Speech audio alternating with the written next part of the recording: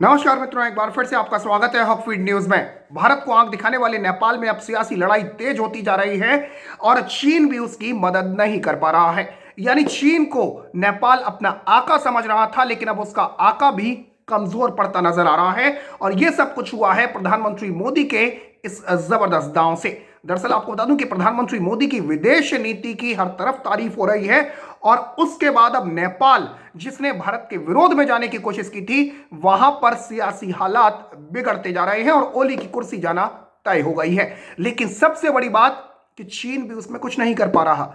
तो क्या है ये चाल, वो आपको बताऊंगा। लेकिन सबसे पहले मित्रों, अगर आपको लगता है कि प्रधानमंत्री नरेंद्र मोदी ने विदेशी संबंधों को बेहद मजबूत किया है तो कमेंट में नमो नमो जरूर लिखें। आज आपको बता दूं कि दुनिया के तमाम देश, चाहे वो अमेरिका हो, चाहे रशिया हो, चाहे ऑस्ट्रेलिया हो, चाहे इजराइल हो, ये तमाम देश इस वक्त भारत के आगे होने की बात करते हैं। चीन जो कि भारत के खिलाफ खड़े होने की हिम्मत रखता है, लेकिन चीन के खिलाफ भी पूरी दुनिया एकजुट होती जा रही है। दूसरी तरफ धारा 370 हटने के बाद पाकिस्तान पूरी दुनिया में घूमने के लिए गया, लेकिन उसको किसी भी देश का साथ नहीं मिला सिवाय मिस्र यानी तुर्की के और मलेशिया के। ये दो देश थे जिन्होंने उसका साथ देने की कोशिश की, लेकिन इन दोनों देशों को भी बाकी कम्युनिटी से, बाकी दुनिया से अलग थलग कर दिया प्रधानमंत्री मोदी की नीति ने। तो प्रधानमंत्री मोदी की विदेश नीति की लगातार विशेषज्ञ तारीफ करते हैं और उसी की वजह अब नजर आ रही है कि नेपाल अब पूरी तरीके से कमजोर पड़ता जा रहा है और प्रधानमंत्री मोदी की शय के आगे नेपाल को कुछ समझ नहीं आ रहा। दरअसल नेपाल में संसद भंग होने के बाद राजनीतिक अनिश्चितता का माहौल है। कम्युनिस्ट पार्टी टूट गई है और खींचतान लगातार जारी है। नेपाल में इस राजनीतिक संकट का असर उसके पड़ोसी देश भारत और चीन पर भी पड़ा है। नेपाल के राजनीतिक और विदेश मामलों के जानकारों का मानना है कि कम्युनिस्ट पार्टी में दिक्कत चीन के लिए बुरी खबर है। नेपाल में कम्युनिस्ट पार्टी के सत्ता में आने के बाद से ही भारत विरोधी सेटिंग्स को हवा, सेंटिमेंट्स जो थे उनको मिलना हवा शुरू हो गई थी। लेकिन अगर नेपाल में कम्युनिस्ट पार्टी कमजोर होती है तो भारत के साथ फिर से रिश्ते बेहतर होने की उम्मीद नेपाल के एक्सपर्ट्स कर रहे हैं। नेपाल के पूर्व विदेश मंत्री और विदेशी मामलों को जो तमाम जो विशेषज्ञ हैं वो ये कह रहे हैं कि अगर नेपाल में कम्युनिस्ट पार्टी कमजोर होती है तो भारत के साथ रिश्ते जो है वो नेपाल के सुधर जाएंगे। आपको अब बता दूं कि इस वक्त नेपाल में जो है ऐसी खबरें आ रही हैं कि ओली ने मध्यावधि चुनाव के लिए ऐलान कर दिया है, संसद भंग करने का ऐलान कर दिया गया है और ओली मध्यावधि चुनाव करा सकते हैं। तो ऐसे में चीन को बड़ा झटका लगा है। दरअसल नेपाल में अपनी खिसकती जमीन को देखते हुए चीनी राजदूत हाओ यांकी नेपाल में कम्युनिस्ट पार्टी के पुष्प कमल दहल प्रचंड को साधने में अब जुट गई हैं। यानी पहले ओली पर दांव फेंका गया और अब जब ओली की कुर्सी जाती दिख रही है तो पुष्प कमल दहल प्रचंड को निशाना बना लिया गया है।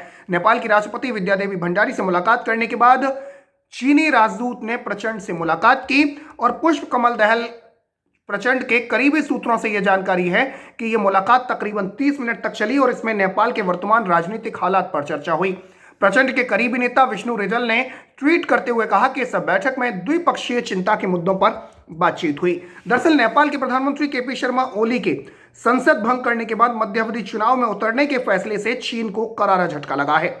आपको बता दें कि चीन ओली के कंधों पर बंदूक रखकर भारत को निशाना बना रहा था, लेकिन अब चीन खुद बढ़ता हुआ नजर आ रहा है और चीन को अब यह समझ नहीं आ रहा कि आखिर नेपाल में अपनी धाक कैसे जमाई जाए।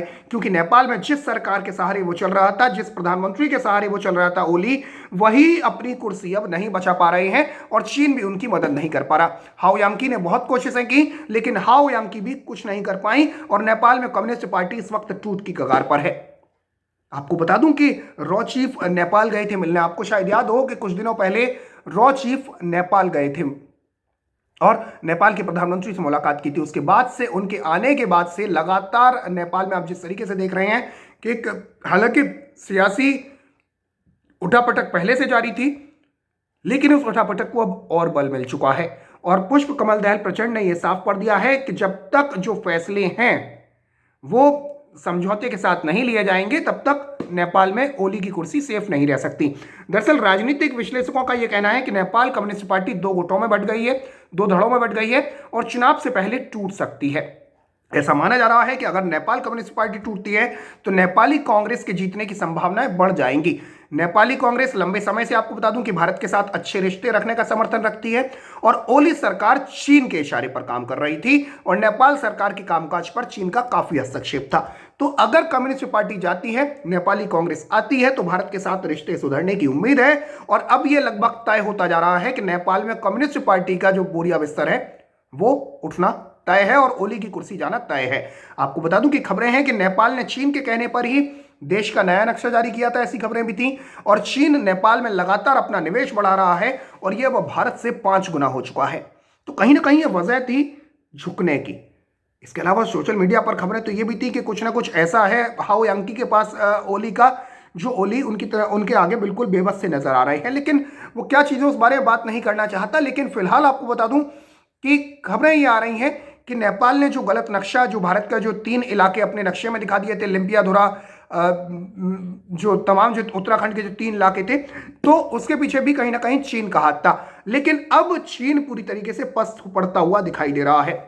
इस बारे में नेपाल के पूर्व विदेश मंत्री और विदेशी मामलों के विशेषज्ञ रमेश नाथ पांडे का बयान भी मीडिया में आया है और उन्होंने कहा है कि नेपाल में यह चौथी बार हुआ है जब संसद भंग हुई है, क्योंकि नेपाली नेताओं ने कभी कमियों पर चर्चा नहीं की और ना ही उसे ठीक करने की कोशिश की। उन्होंने कहा कि जब पड़ोसी देश से डील करने की बात आती है तो भारत की संस्थागत याददाश्त कमजोर है।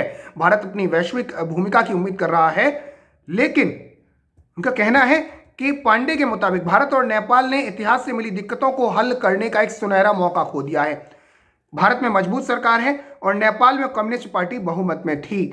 लेकिन आपको बता दूं कि नेपाल के राजनीतिक और अंतर्राष्ट्रीय मामलों के एक्सपर्ट गेजा शर्मा कहते हैं कि पारंपरिक तौर पर ही नेपाल की कम्युनिस्ट पार्टी और चीन का नजदीक संबंध रहा है। जब कम्युनिस्ट पार्टी का एकीकरण हुआ था तब भी चीन की उसमें अहम भूमिका थी। चीन हमेशा से पार्टी यूनिटी के पक्ष में रहा क्योंकि यही चीन के हित में भी था। लेकिन जब कम्युनिस्ट पार्टी सत्ता में आई तो भारत विरोधी भावनाओं को बढ़ावा मिला और चीन के पक्ष वाली सरकार थी जो कि अब जाती हुई दिख रही है। आपको बता दूं कि संसद भंग होने से चीन नाखुश है और केपी शर्मा ओली भी नाखुश हैं। उन्होंने कहा कि भारत के और चीन के बीच चल रहे जियोपॉलिटिकल गेम में अब भारत का फायदा होता हुआ दिख रहा है। नेपाल में इस वक्त एक पॉलिटिकल जोक चल रहा है कि एनसीपी यानी communist party of Nepal united by चीन एंड डिवाइडेड बाय इंडिया। अब यह लग रहा है कि कम्युनिस्ट पार्टी के दोनों गुट कमजोर होंगे, एक दूसरे पर आरोप प्रत्यारोप होगा और इसका फायदा नेपाली कांग्रेस को मिलेगा, जैसा मैंने आपको पहले ही बताया। और उसका भारत से अच्छा रिलेशन है, चीन से भी है, लेकिन भारत के मुकाबले कम है। इस मामले में आपको बता दूं कि यह ओपन सीक्रेट है कि चीन ने पहले ओली और प्रचंड गुट को मिलाने की काफी कोशिश की। चीन चाहता था कि कम्युनिस्ट पार्टी मिलकर रहे, वो ओली या प्रचंड किसी एक गुट को सपोर्ट नहीं कर रहा था इसके साथ ही, लेकिन वो एक नहीं हो पाए। और नेपाल के राजनीतिक घटनाक्रम से भारत को अपना फायदा होगा ना ही नुकसान, क्योंकि ओली सरकार ने जो मैप जारी किया उसके बाद जो भी सरकार आएगी उसके लिए वापस करना आसान नहीं होगा। हालांकि चीन का प्रभाव कम हो जाएगा। कम्युनिस्ट पार्टी के कमजोर होने से चीन की दूसरी पार्टी से भी संबंध ठीक रखने होंगे और चीन का राजनीतिक प्रभाव नहीं रहेगा। तो नेपाली कांग्रेस अब आती हुई दिखाई दे रही है नेपाल में, और निश्चित तौर पर यह एक भारत में एक सशक्त सरकार की भूमिका इसमें रही। हालांकि आपको बता दूं कि नेपाल में इस वक्त राजनीतिक हालात जो हैं वो पूरी तरीके से बिगड़ चुके हैं और केपी शर्मा ओली ने खुद अपने पैर पर कुल्हाड़ी मार ली, यह कहना गलत नहीं होगा। तो फिलहाल के लिए इतना ही। जय हिंद, जय भारत, नमस्कार।